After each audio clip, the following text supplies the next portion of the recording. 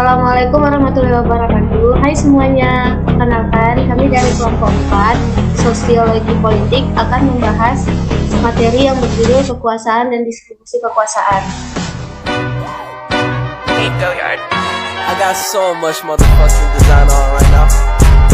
Break it down, bring it back, make it clap. I got 3 old thoughts, new block, where that thing. Bitches on my line, and you know they come straight. Hold up, what it not, 45, scope it cash like, whoa.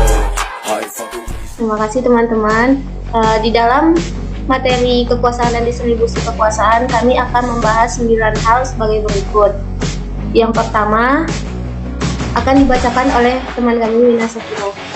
Makna dan arti kekuasaan, yaitu suatu kuasa atau kemampuan yang dimiliki seseorang atau kelompok untuk mempengaruhi pihak lain sehingga mau berpikir, bertindak, dan berperilaku sesuai keinginan pemegang kekuasaan.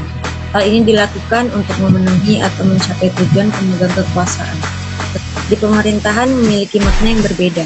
Kekuasaan diartikan sebagai kemampuan untuk mempengaruhi seseorang agar bisa melakukan sesuatu yang jika dilakukan.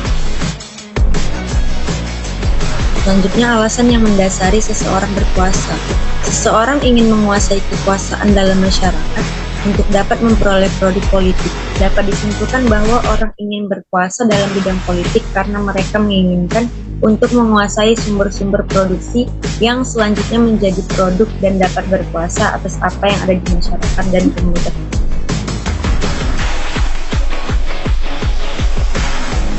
Baik, saya akan melanjutkan tentang alasan ada yang berkuasa dan ada yang dikuasai. Adanya kekuasaan cenderung tergantung dari hubungan antara pihak yang memiliki kemampuan untuk melancarkan pengaruh dengan pihak yang lain.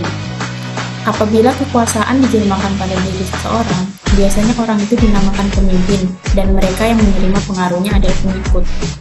Perbedaan antara kekuasaan dan wewenang adalah bahwa setiap kemampuan untuk mempengaruhi pihak lain dapat dinamakan kekuasaan.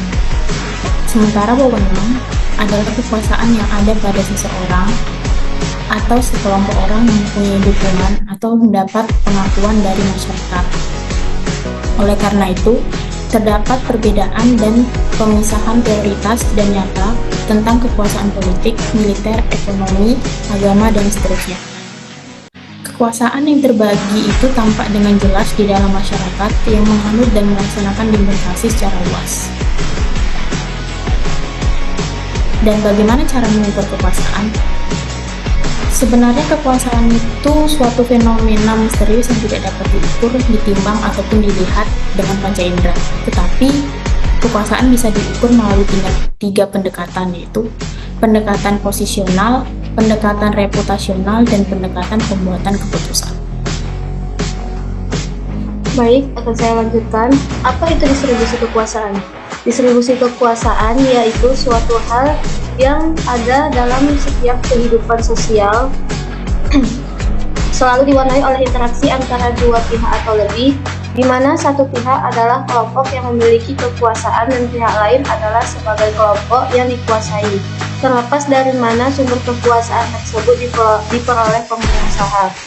Dalam sebuah ketatanegaraan, tidak jarang terjadi pemusatan kekuasaan pada satu tangan, sehingga terjadi pengelolaan sistem pemerintah yang dilakukan secara absolut atau otoriter. Untuk menghindari hal tersebut, perlu adanya pembagian pemisahan kekuasaan sehingga terkontrol dan keseimbangan di antara lembaga pemegang kekuasaan. Model distribusi kekuasaan itu ada 3. Ada model elit, yang artinya kekuasaan hanya dimiliki oleh kelompok kecil saja. Yang kedua, model pluralis, yaitu kekuasaan yang dimiliki oleh berbagai kelompok sosial dalam masyarakat dan lembaga pemerintah. Dan yang ketiga, model kerakyatan populis, yaitu sama dengan prinsip-prinsip demokrasi, kekuasaan dipegang oleh rakyat secara kolektif terkait distribusi kekuasaan. Ya, mengapa distribusi kekuasaan tidak merata? Pendistribusian kekuasaan yang tidak merata menurut Putnam terjadi karena adanya perbedaan pemilikan kekuasaan, seperti pendidikan, kecakapan, senjata kekayaan, kedudukan dan prestis sosial, minat dan perhatian, serta pengalaman politik dan partisipasi. ada faktor dan dampak mengapa penduduk Indonesia sebarannya tidak merata. Ada 9 faktor dan ada 10 dampak. Faktor tersebut terutama faktor fisik, yang kedua faktor iklim, faktor tanah, faktor vegetasi, faktor suplai air, faktor bencana dan penyakit, faktor sumber daya manusia, faktor komunikasi, dan faktor ekonomi. Dampak dari faktor tersebut ada 10. Yang pertama, kesenjangan sosial, ekonomi, dan budaya. Yang kedua, menipisnya sumber daya dan meningkatnya polusi udara. Yang ketiga, kurangnya kontak dengan alam. Yang keempat, ada eksploitasi sumber daya alam. Yang kelima, munculnya pemukiman liar di daerah padat penduduk. Yang keenam, ada masalah sosial. Yang ketujuh, pencemaran air.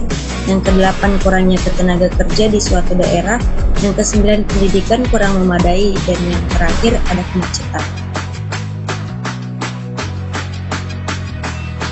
Bagaimana cara mengetahui seseorang berkuasa secara empirik? Pada dasarnya, manusia selalu berkaitan dengan makna yang selalu dicari, yang selalu membangun diri, lingkungan, dan mengubahnya untuk makna yang dicarinya. Maka ada produk hukum yang mengatur ketatanan produksi, barang dan jasa diatur oleh produk ekonomi, produk produksi dan konsumsi. Tatanan kekuasaan muncul diperlukan tata untuk mengatur kepemimpinan politik, maka disebut produk politik. Kekuasaan juga mempunyai makna untuk kepentingan masyarakat yang tertata, yang sesuai dengan kehendak masyarakat itu sendiri. Oleh karena itu, kekuasaan harus diatur secara kolektif dan demokratis, mengikuti zaman dan sebagai media ekspresi politik. Dalam konteks ini, praktek politik dan produk politik sangat diperlukan untuk menata kekuasaan dan distribusi pada kelompok-kelompok untuk menunjang fungsi kelompok dalam bidang politik tersebut. Nah, itu tadi adalah materi yang kami bahas. Sekian dari materi yang sudah kami baca. Jika kalian ingin bertanya, bisa bertanya di dalam komentar ya. Sekian dan terima kasih. Assalamualaikum warahmatullahi wabarakatuh.